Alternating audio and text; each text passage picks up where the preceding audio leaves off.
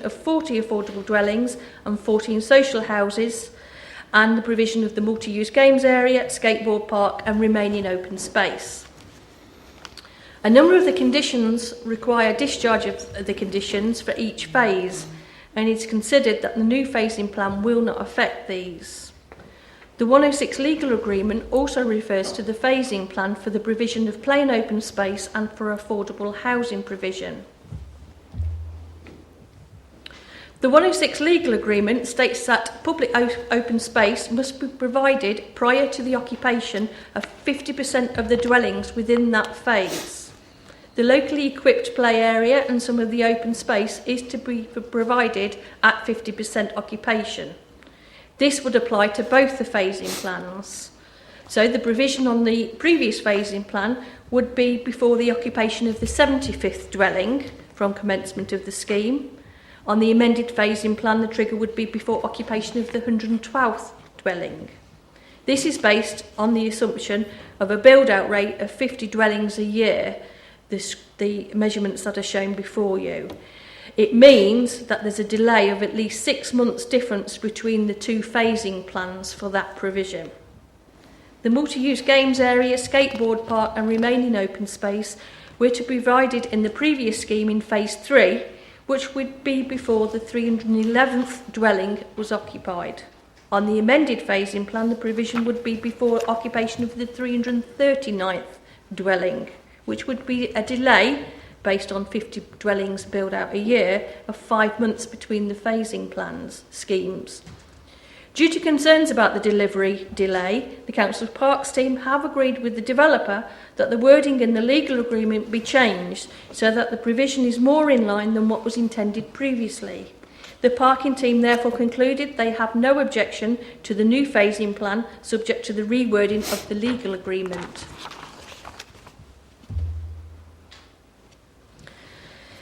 In terms of triggers for the affordable housing, the number of affordable dwellings to be provided across the development is 113 dwellings. Obviously, that doesn't change on the phasing plans. But the trigger points for the affordable housing is at 50% occupation of the market houses in each phase. This means that instead of 4 deliveries under the previous plan, there will be now 2 deliveries. Based on the assumption of a build-out rate of 50 dwellings a year, there will be a delay of 1 year, 2 months from the original phase 1 trigger to the amended phasing plan. However, it would mean that 19 more affordable units would be provided at this first trigger. The calculations show that the remaining affordable units would be provided 5 months earlier than the previous phasing plan across the scheme as a whole.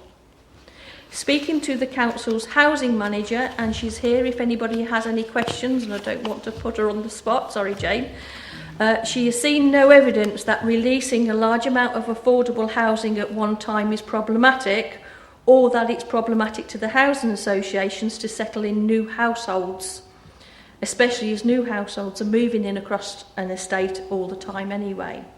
However, she has advised that in July this year, the portfolio holder for Housing and Communities approved a local letting plan for all new developments. As a consequence, all units on new development are allocated at a ratio as follows. 40% of the units will be advertised for those applicants that are currently council or housing association tenants needing to upsize or downsize according to their housing need. In other words, transferring tenants. 30% of the units will be advertised for those applicants registered in Ban 1+. That means they're in their greatest housing need, so they could be homeless or in temporary hostels or B&Bs. 30% of the units will be advertised for those in Bans 1, 2, 3. Ban 3 is the lowest housing need, but those who still require rehousing. This new guidance means that only 30% of the new build will be going to homeless households instead of the previous potential for 100%. This is nothing to do with the development plan, this is just new legislation or development that we brought in the meantime. This was as a result of the Housing Association partners to help provide for a more sustainable mix of new occupiers moving into new build properties on new developments. It will enable experienced tenants moving in with new inexperienced tenants at the same time. Previously, all allocations were based on offering the next property to those in greatest need, which tended to be those in temporary accommodation due to homelessness. The housing manager has then further advised homeless households have additional vulnerabilities and potential support needs, and therefore through this LLP it means that there will be fewer new build properties available for this client group. However, there will be other properties made available from the movement of existing social housing tenants into these new homes. It is therefore considered that one later delivery balances the earlier delivery of the second phase, and therefore overall the impact would be acceptable. In reference to the change of the building materials, this is due to the fact that there is a delay on the delivery of some types of bricks. However, there's not much difference aesthetically to the two lots of bricks, and the amended samples are very similar and will equally fit in with the area than with what was previously approved. It is therefore considered that the amended palette of materials is acceptable. In conclusion, the phasing plan is considered acceptable. We have no objection from the housing team, subject to the conditions as provided previously, although you will note on the addendum these have now changed, and that's purely because some of these conditions have been discharged in the meantime, so it just means that the wording on the conditions changed. And subject to the wording being amended via the deed of variation to the legal agreement for the delivery of plain open space. Thank you, Chair. Okay, thanks, Jackie. Councillor Condicle. To Milby Drive and Home Lane are furious for this development, partly because on the first week of May this year, the developers ripped out trees and hedges right in the middle of the bird nesting season. I'm also getting correspondence about the impact of flooding into gardens. So against this background, why are we letting this developer change the phasing? This phasing arrangement doesn't benefit us, it only benefits the developer. And one of my big fears by having two phases rather than four is the developer can game the system. If you have, and the phasing diagram is really good, if you have to deliver 40, 29, 21 and 23 homes throughout the development, at no point can the developer say, oh, we'll stop or whatever, because it's only a small change in the number of homes. When you let a developer go all the way through to almost the end and then deliver 54 affordable housing, as we've seen in Midland Camp Hill Phase 4, a developer can say, hard times, let me off, can I change conditions? So the original phasing of 40 and then 20 odd in bursts is actually a far more secure way of making sure we get the affordable housing and we get it throughout the development. I hate building on countryside, but I understand the need for affordable housing. And yet, I went to the food drop-in on Sunday night, and you see the people there who need a home. And actually, we don't benefit those people by delaying particularly the second chunk of housing to a massive wave of 54 affordable houses in 8 years' time if we build at 50 homes a year. This development is surrounded by other developments. The red row above, Top Farm on the opposite side, Taylor Wimpey on the side, it's very likely it won't burn at 50 houses a year. It could be 10 years before we get that second chunk of 54 affordable houses. So I really ask the committee, whatever else is on the changes, we actually keep the schedule exactly the same. So you get 40, 29, 21 and 23 at those trigger points, because that was what was agreed. And if they want to actually appeal a refusal, it will take so long for that appeal to happen. Why on earth are they doing it? And also on Friday we talked about the new supplementary planning guidance to this council, which actually states we should deliver affordable housing proportionally through a development. So the actual new supplementary planning guidance, which should be enforced by the time any appeal takes hold, actually tells us we should be building in little bits all the way through a development and not allowing them to put 54 affordable homes right to the back end of a project, because that's just a recipe for really greedy developers to rip off the residents of this borough and not provide affordable housing at the time it's needed. 3 points of clarification. No. Daisy Lotes. I'm speaking on behalf of Persimmon Homes, North Midlands, in support of the Section 73 application submitted in relation to our site off Higham Lane, Nuneaton. The Section 73 has been submitted to change the phasing plan and the materials palette. The materials have been amended due to the current availability of bricks. We have removed the Linden Red Multi and Rufford Red Multi and replaced these with the Caton Russet, Anston Stock and Braithwaite Brindle, which are all red bricks that will complement the surrounding area and character. And furthermore, these are readily available via our supply chain partners. The proposed phasing plan amends the number of phases from 4 to 2. This has simply been undertaken to align the build phasing of the site in line with our land purchase phasing agreement. It has been agreed with our officer's recommendation that the slightly revised structure is not detrimental to the scheme, and all consultees have supported the realignment of phasing boundaries within their responses. In respect of the affordable housing provision, 113 affordable dwellings will be provided on site in total.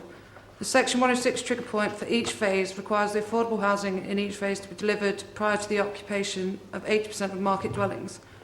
Based on a blended bill rate of 50 units per annum, the original phasing plan would see 40 units delivered in quarter 2 of year 3, with 29 affordable units being provided by quarter 3 of year 5. The proposed phasing plan would see 59 affordable units completed by quarter 2 of year 4. Therefore, after 4.5 years of a 9-year build programme, the proposed phasing scheme will have delivered an additional 19 affordable housing units than the original phasing plan. Furthermore, the current approved phasing plan will provide the balance of affordable housing provision by quarter 3 of year 9. The proposed phasing plan will deliver all 54 remaining units by quarter 1 of year 9. In summary, the proposed phasing plan delivers the affordable housing provision earlier than the current approved phasing plan. It's also worth noting that the affordable housing units are pepper-potted throughout the scheme. For example, the first build release will be plots 3 to 37, which will include 15 affordable dwellings and 20 private dwellings. This demonstrates that the affordable housing will be delivered prior to the 80% market housing trigger points in any case, as it is not logical to delay the construction of affordable housing which is within the occupied areas. But the triggers within the Section 106 do provide a backstop point for delivery. Finally, the changes to the phasing plan will not compromise their overall delivery of public open space. The wording in the Section 106 will be amended as agreed with the Open Space Officer to ensure a timely delivery of all open space features across the development site. On this basis, that the proposed changes will not have a major effect on the delivery of the development, I would urge you to follow the Officer's recommendation and grant this application. Thank you for your time. Clarification? No? Jackie, anything before it goes to committee? I think if I can, just when it comes back to voting, if members are minded to refuse, we maybe consider going back to the developer and discussing maybe rewording the affordable units. I've not had that discussion with them and I don't know how that would go, but that may be a preference rather than a refusal, is actually the deed of variation includes the affordable units, if that's okay with Catherine. Nodding her head there. If members are minded to refuse it. Okay, that could have probably come out during the debate, I think. But right then, to enable debate to take place, can I move the recommendation, which is to grant planning permission subject to a deed of variation to the legal agreement and the conditions printed? Is that seconded? Any member? No? In which case, the recommendation is as how I've just read it out. All those in favour of that?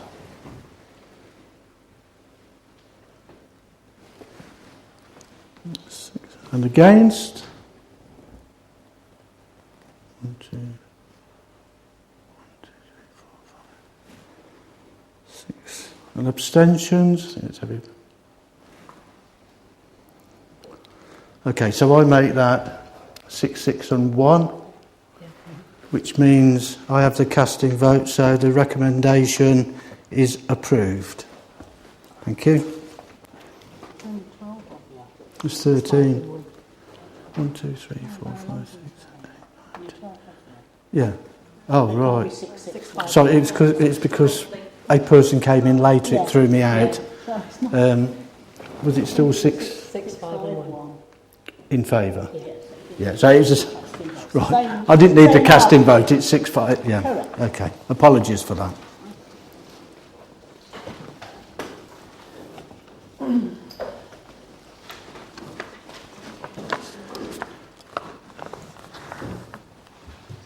Okay, if we move on to item number 4, Meadowcraft Farm. Just when you're ready, Jackie. Thank you, Chair. This is a full planning application for 59 dwellings, including access, landscaping and other associated works at Meadowcraft Farm, Watling Street, Nuneaton. This is a small site accessed from the A5 and is currently home to A5 Aquatics, which is now closed, and a dwelling. There are bushes and trees around much of the site, screening the site from the A5. There's a pond and lawns on the site and a number of buildings and hardstanding. The site is surrounded by farmland. This application has been reported to committee at the request of Councillor Condacor. A full planning application was approved subject to the signing of a 106 legal agreement in 2017 for 23 dwellings, but the legal agreement was never signed, so that a decision notice has not been issued on this scheme. To the west of the site and immediately adjacent to it is the Calendar Farm development, which is part of the Strategic Housing Allocation HSG1. This has outline approval for 850 dwellings, retail, community uses, including a local centre and a primary school. The application is to provide 100% affordable housing. The key issues are shown before you. In reference to the principle of development, the resolution to grant approval for the site of 23 dwellings has established the principle of development. The site is considered a brownfield site, and as such, national guidance states sequentially this is the preferred land for development. The site would also be a windfall site for which there is a level of requirement for within the borough plan.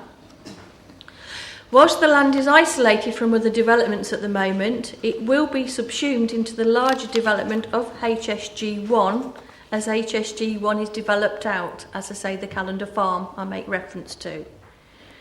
Pre-application discussions are already in place for Calendar Farm with a developer for the submission of the Reserve Matters application on that adjacent land, and it's likely that this will be submitted shortly, and development will then commence once this is approved.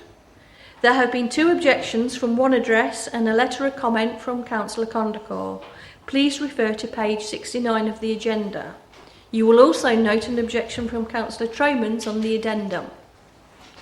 In terms of visual amenity, whilst the site will be quite stark if built on its own, as previously stated, it will be seen against the consented approval HSG1 to the side.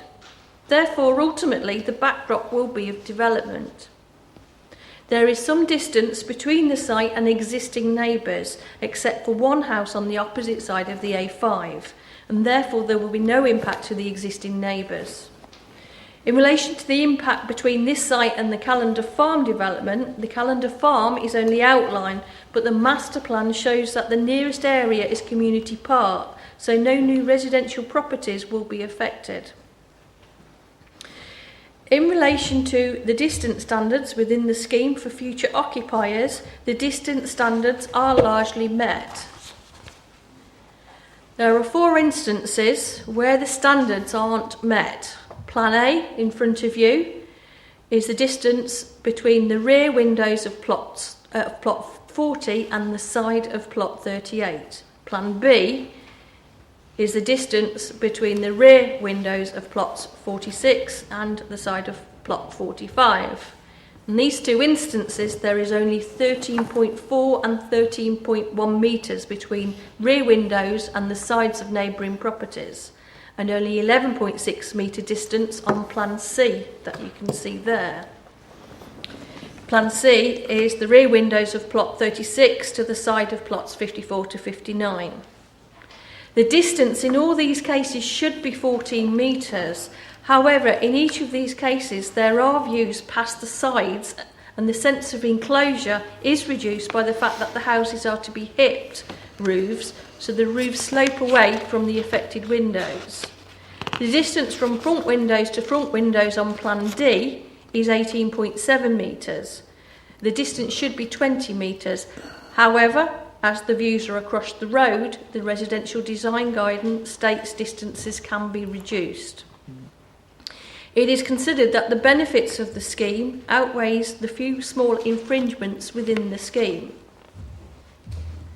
In relation to the impact on ecology, the site is fairly developed or manicured, and parks have raised no objection subject to monies towards biodiversity off-site. Parks have also requested conditions protecting tree roots and in relation to providing details of lighting to protect any bats using the adjacent hedgerows. In relation to drainage, the site is in flood zone 1, the least likely to flood, and Warwickshire County Council Flood Risk Management Team have no objection subject to the provision of sustainable drainage. A pumping station is proposed on site for foul sewerage. In relation to sustainable development, the site is situated for travelling to both Nuneaton, Atherstone and Hinckley, and beyond via the strategic road network of the A5. It is acknowledged the site is presently isolated and there is no footpath on this side of the A5. However, the developer proposes to include a pedestrian refuge crossing the A5 to join the site up with the pavement and then onto the bus route on the nearby Longshoot. The proposal also includes a 3-metre tarmac path up to the western boundary, which will join up with the community park on the Callender Farm estate. That's just there. So that will be for pedestrians and cycles. And the linkages beyond, it'll service go into the functions of Callender Farm, but also the links that Callender Farm provide to the area beyond. The site will benefit the area economically during construction and will benefit the area socially by the provision of 100% affordable housing. Both Highways England and Warwickshire County Council have no objection subject to conditions. Therefore, refusal on highway safety grounds would be difficult to defend at appeal. A viability appraisal was submitted with the application as it was considered it would not be viable to pay contributions due to the scheme being 100% affordable. The district land valuer has independently scrutinised this information and has confirmed the scheme at 100% affordable is not viable for 106 contributions. National and local policy states that in these cases no planning obligations can be sought. However, 100% affordable housing will be provided, which will be included within the Section 106 legal agreement. The non-payment of the obligations on the scheme is in accordance with national and local policy for non-viable developments. In conclusion, the proposal will provide 100% affordable housing in what will be a well-populated and serviced part of the borough, and there's no reason why the adjacent site will not come forwards. The site is sustainable given this is a small borough with well-served bus links, roads and rail, as well as cycle and pedestrian facilities. On balance, whilst there are clear considerations which weigh against the proposal, those in favour of the application outweigh the harm, and overall it is considered that the scheme should be approved subject to the conditions listed in the agenda and addendum and to a legal agreement to cover the affordable housing provision. Thank you, Chair. Okay, thank you, Jackie. Councillor Condicle. But actually putting 100% affordable housing where there is actually no pavement to a bus stop is absolutely frightening. When Callender Farm Phase 2 is built, there'll be a sneak out the bottom in maybe 5 years' time, 10 years' time, a primary school. All sorts of things will happen later, but actually at the moment, this is an isolated development where families, affordable housing, they probably only have one car per household if they have a car, will have to cross the A5, go along the A5 on the north side pavement to the Longshoot, where there is actually a very good bus service, or along the A5 in the other direction to Hyme Lane, where they have to cross the A5 again at the Hime Lane roundabout to get to Milby School. So my problem with this is nothing to do with the development. 100% affordable housing, yeah, it's a very tight site. Look, it is actually the logistics and the safety of having such a site where it's going to be really need that sustainable transport on the A5. Later on, if Taylor Wimpey develop the site next door, and if there's an entrance onto the A5 with traffic lights and crossings and things, and a primary school developed at some time, this site for this development may be very, very suitable.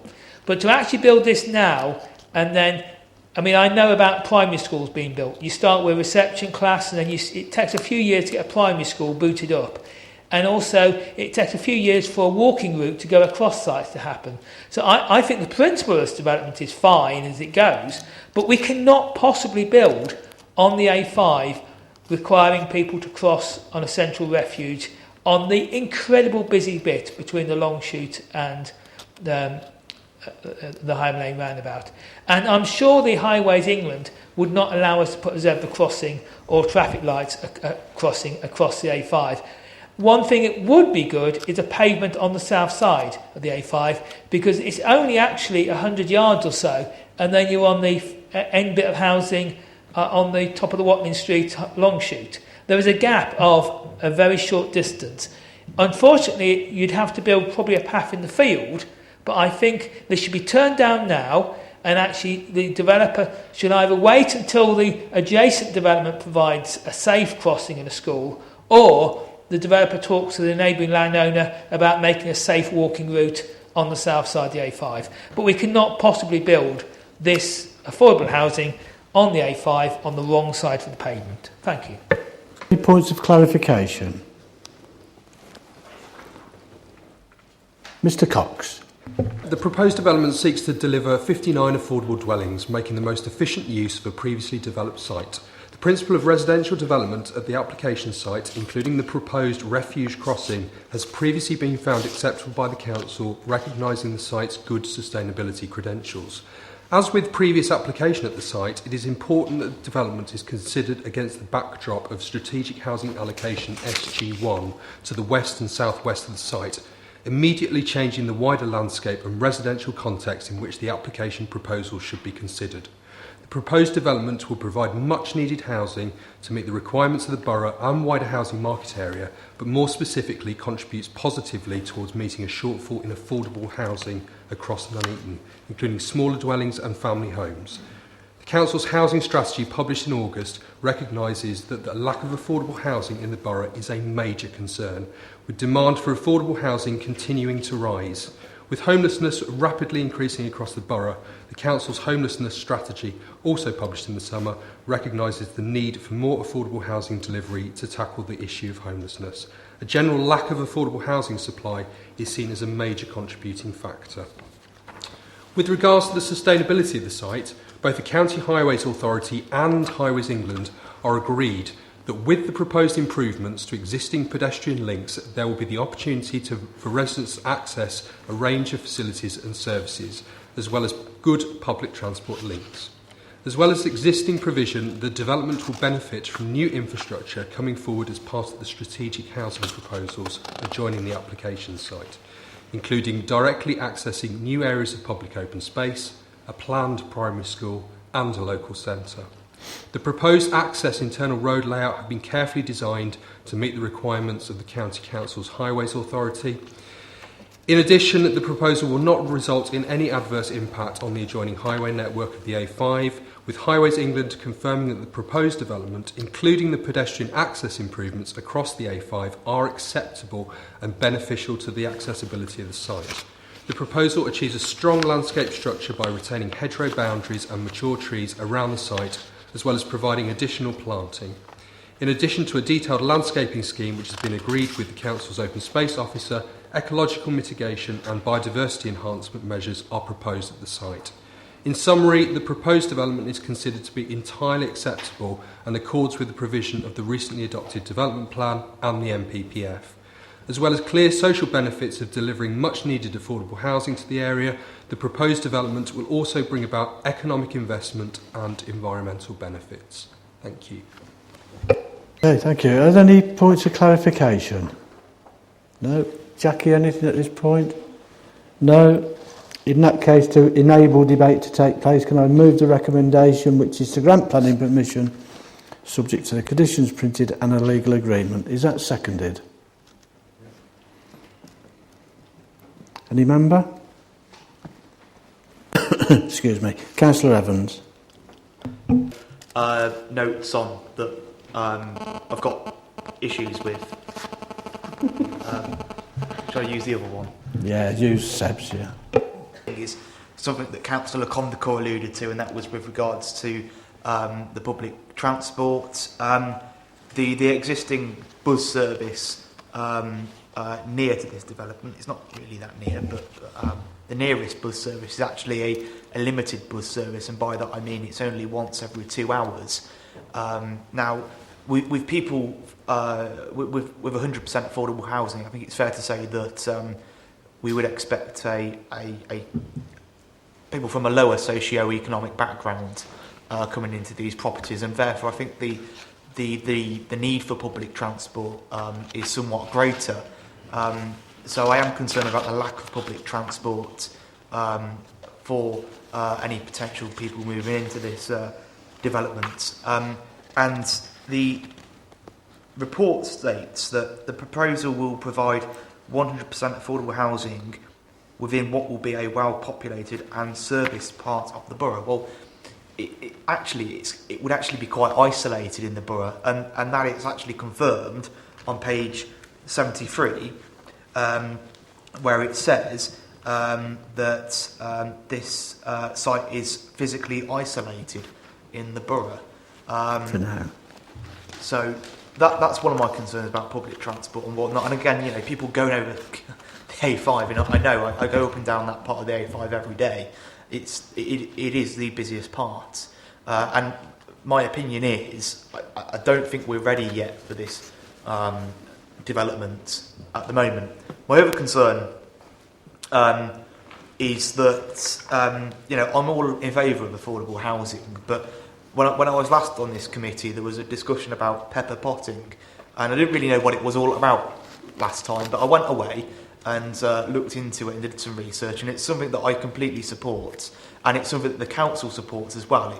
It's something that's embedded in this council's housing policies, but the application that's sitting in front of us today is not an example of pepper potting. Far from it. You've just whacked a load of affordable houses together. So personally, I can't support this application at the moment on the basis that I think it contradicts and makes a complete mockery of this council's housing policies. Not sure about that, but there you go. All right there. Councillor Sargent. Probably the developers are about 95% there, and I just want to sort of echo what Councillor Condacor said and what most of what Councillor Evans said, is I think the access at the minute, because it will be quite isolated, and crossing that part of the A5, I mean, like Councillor Evans, I travel that quite regular, and I think it is 40 mile an hour there, isn't it? But you regularly do get people up your backside while you're trying to, keep it under 40. I think if there was a path on the south side, did you say? Yeah. And one of the things I think, okay, there's 59 properties there, there's 59 cars. If they're all trying to get out of there in the morning to go do the school run to turn right, I think you're probably going to get 1 or 2 accidents there. So I think if there was traffic lights or a no right turn, so you had to go left and round the roundabout and come back again, then I'd be a bit more confident of it. But I'm supporting the fact that it's the affordable housing, but I think there's just 1 or 2 access problems there that I think, parents trying to cross the A5 with small children, I'd have a real difficulty with, especially, being such a fast road. Llewellyn Nash. Sort of comments. I have no objection against affordable housing. In fact, we need it more and more in this area. But I do have concerns about where it's built. the A5, we already know is quite a dangerous road in this area. People generally don't stick to the 40 miles an hour.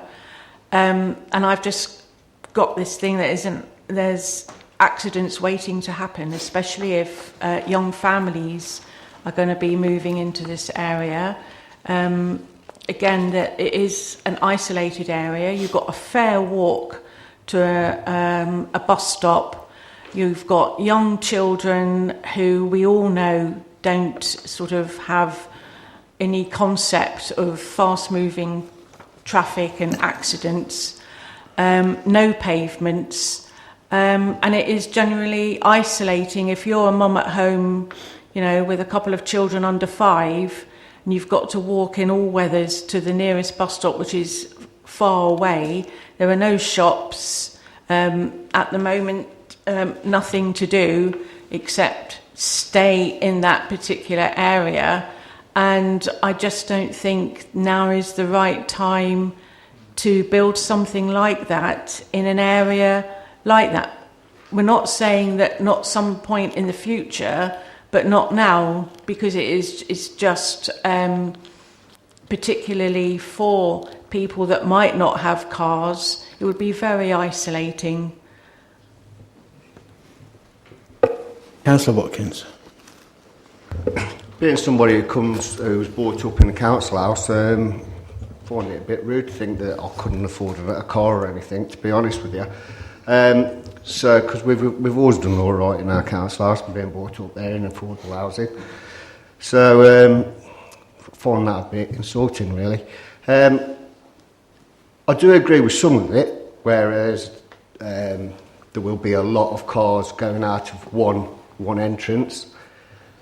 But we are going to be, there is a link up, so if Jackie could just explain that link up to the other estate and roughly when that's going to be. I think I welcome this. I'm welcome to see 100% affordable housing, but if you could just explain that link up to the other estate again, please, Jackie, I'd appreciate that.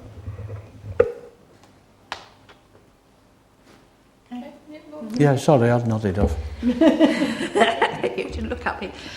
In terms of the link, this is just a 3-metre path proposed. There's no guarantee at this moment in time that will actually meet in with the outline application. I would hope it would, that the two sites will work together. But that, as I say, is just a 3-metre tarmac path. It isn't a vehicular access route, it's purely pedestrian access. And that will go into the community park, which is showing on the master plan of the Calendar Farm.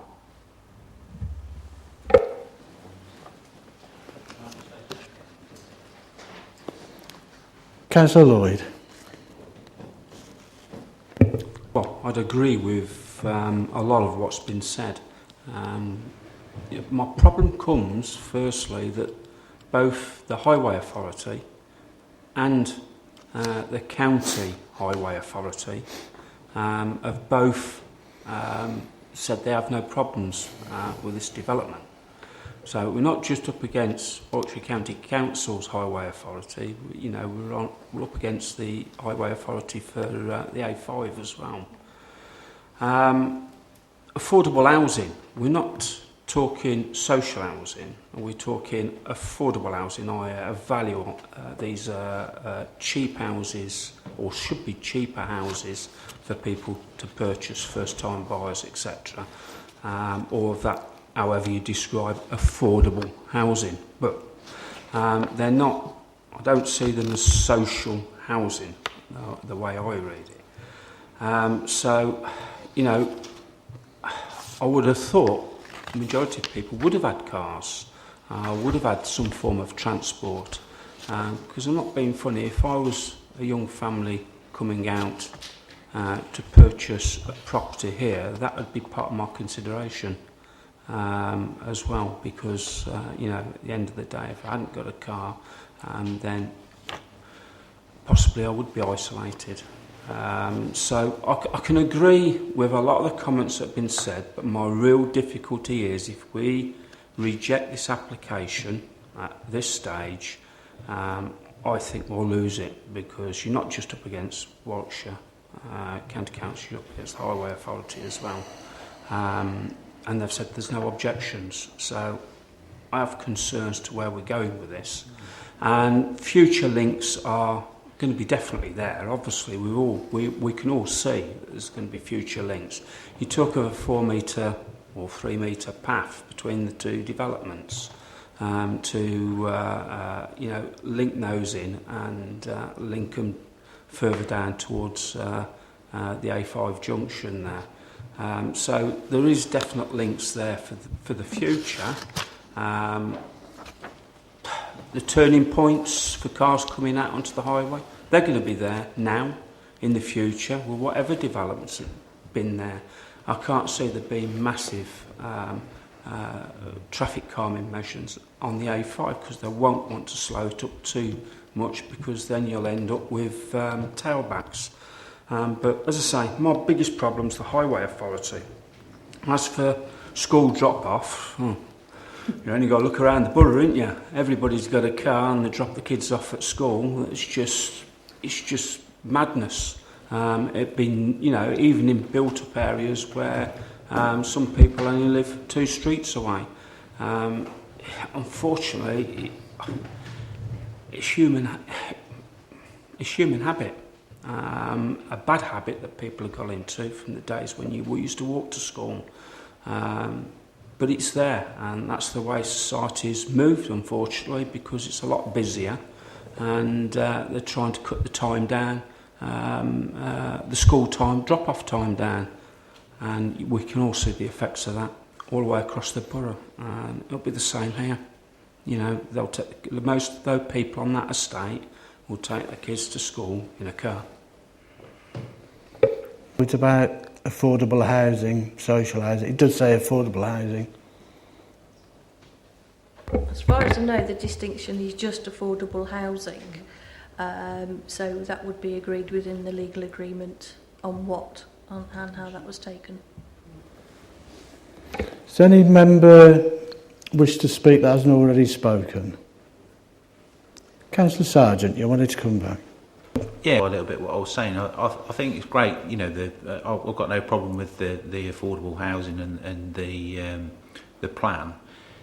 My issue is really the footpath, whether people walk on it. So I think if there was a south side footpath and maybe not traffic lights but a no right turn, so that people couldn't turn right out of it, they had to turn left and go round the roundabout, then I feel a bit more confident that I just see 50 cars trying to turn right, and somebody coming belting down from the roundabout, because people do accelerate down that road, and there's been accidents. So I've got no problem with the plan of the houses as such, but it's just the access on the road and the footpath. I think 95% there, if it could be deferred, I don't know if it can be deferred, that maybe they could just change that a little bit.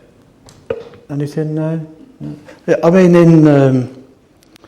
in regards to the timing of the application, there's very little we can do about that. We have to consider the application that's brought to us, and guess at the back of, we have to have at the back of our minds the other developments that are likely to happen in the future. So we have to deal with that because it's put in front of us today. Certainly when it came as the outline application, there were the concerns raised about no footpath on the A5, and I can understand that. The problem we have is that Highways England and the County Council are not asking for anything different there. I'm guessing that the applicants haven't included a pavement on the frontage because probably the land doesn't belong to them.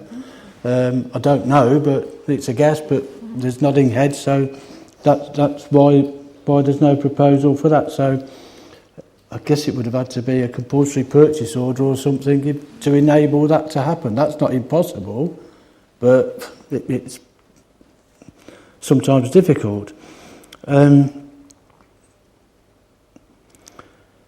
I also remember when it was the aquatic centre, and I've got to say that there might have possibly been more vehicle movements with the use of that business as there is with this proposal.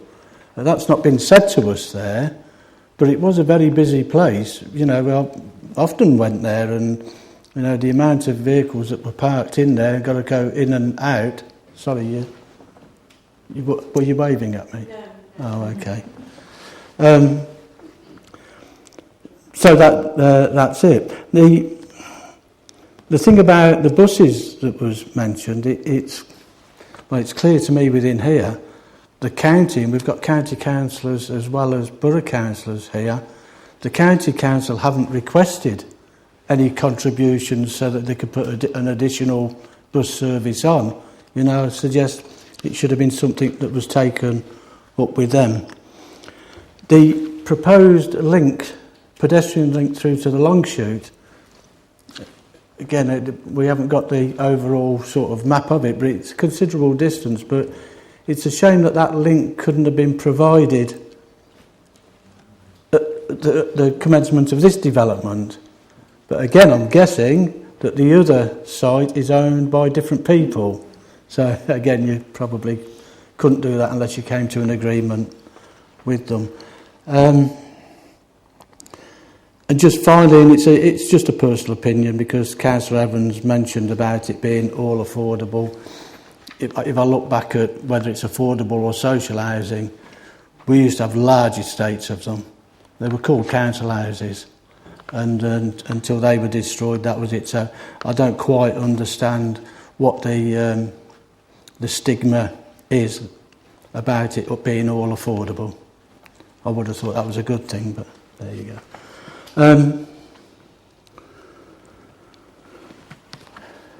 Right, so if there's nobody else, I'll move to the vote that's in front of us, and that is to grant planning permission subject to the conditions printed and a legal agreement. All those in favour of that? 2, 3, 4, 5, 6. And against? 1, 2, 3, 4, 5. And abstentions? 1. So that's approved.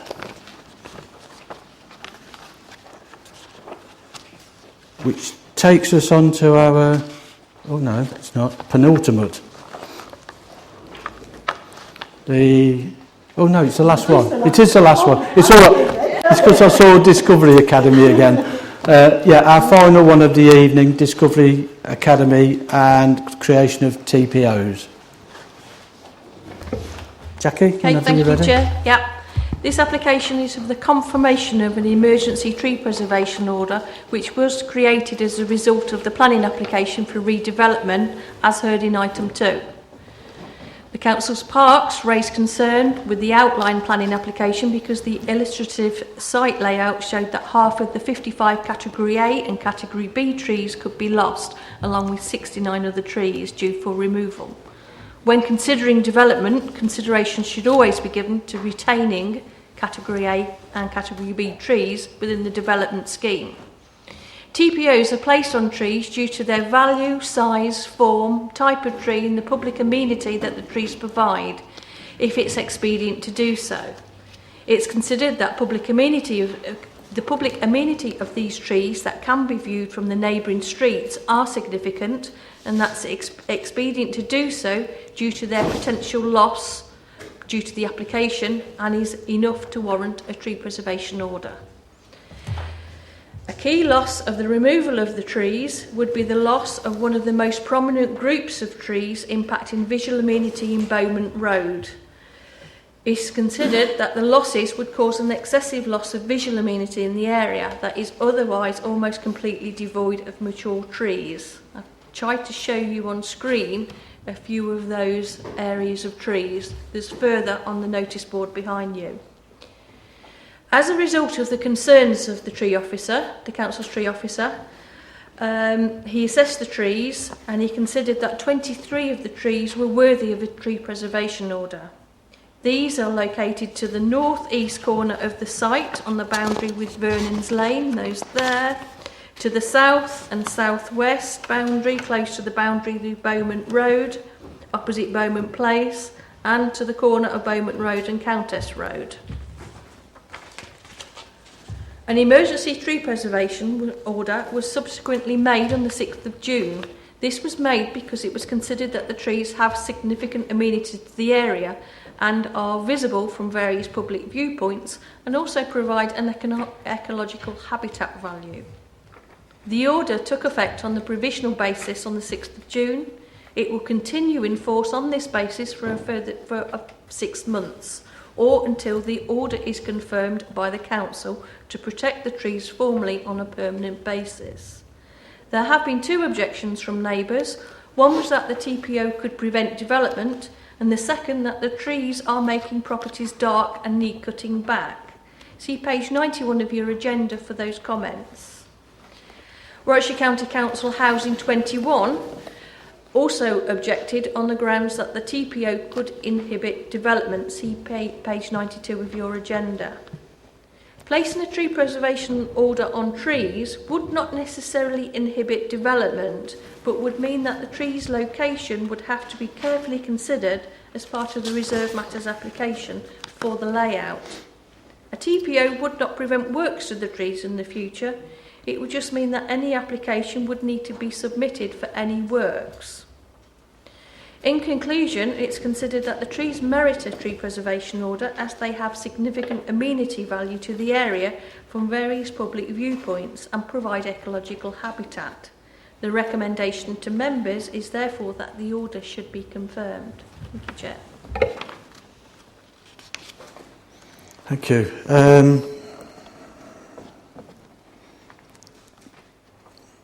To enable debate to take place, can I move the recommendation to confirm the TPO 1/19? Is that seconded? Any member? Councillor Sargent. On trees, my problem is that in the future, if they're developed with or the development goes ahead and it's in somebody's back garden or something, or in somebody's front garden, in about 10 years' time we'll be sitting here talking about taking the TPO off the tree simply because it's in somebody's garden and it's causing a problem to the building. So I don't know whether this can happen, but can something in planning be put so that they're not stuck in somebody's back garden, so at some point somebody's going to start complaining about it, or somebody's front garden, so they're going to start complaining about it? There isn't actually a provision in the tree preservation orders to do that. However, it would be up to the applicant when he's submitting the Reserve Matters application to either design the scheme so that that doesn't happen, or to request at that time that some of those trees are taken either out of the tree preservation order or felled as part of that application. Yeah, I mean, I agree that that would happen when the detail comes back to us, or if not, how they jig it. I think the county had some concerns, which they've got in here, about how they can rejig the location of the building. And I don't think any of us would argue about the value of having trees, and I think probably a lot of the residents of the extra care accommodation would prefer to look out at a tree than something else. There may be issues, and I don't know how we do it, is with the owner of the land and the trees, is, you know, if they need trimming back and reshaping and that, how we get them to do that. But there is an opportunity for the applicants to ask for removal or whatever. Hopefully not. Hopefully can rejig the proposed building at the detailed stage. Councillor Shepherd.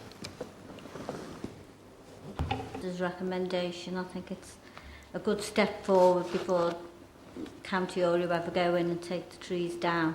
But could I ask about the hedge that's been mentioned by the residents? Because I think that's where they're keeping, and I know we have kept hedges around boundaries because of bird nesting, etc. So could I ask about that? Application you approved earlier to keep the hedge. Certainly a condition. Okay, so do you want to... Are you just double checking that, Jackie? Or?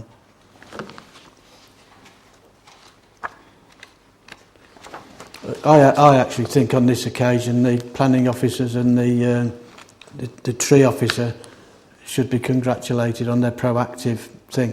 It's not to say that in the future all these things will stay, but I think in the interim it's better to protect them than to have them all ripped out like we've seen in other places, some as suggested by Councillor Condacor earlier. Hedges. What the condition says is no development shall commence until a scheme has been submitted to and approved in writing by the council, giving details of all existing trees and hedgerows on the site, any to be retained. So at that point we have the option of whether we can say the hedgerow is going or not, and any measures for their protection in the course of the development. Right, okay, then just on that, maybe you've opened a can of worms. So what do we do in the meantime to protect the hedgerow? I don't think we can't cover the hedgerow with a tree preservation order because it's not trees. Yeah. But there's legislation to protect hedgerows if they're... Ancient hedgerows. That wouldn't count as an ancient Okay. hedgerow. But people, I think you've got the message, so if you tell the county or whoever it is that... We'll write to them and... Okay. Right, I'm going to move to the vote on it. The recommendation is to confirm the TPO order as on our papers. All those in favour of that? That's unanimous, thank you. That concludes the business. I don't have any urgent items, so thank you very much for your attendance and declare the meeting closed.